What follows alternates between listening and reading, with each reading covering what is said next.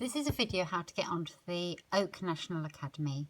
I've typed in my search engine National Academy Oak and I've come up with these options.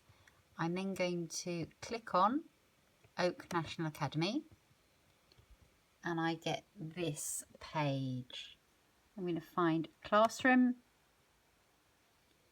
find lessons, and I need to find the year that I am.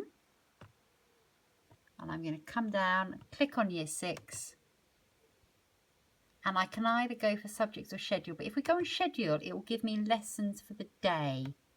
So the week we are in is week 9, and this tells me here the lessons that are available for Tuesday.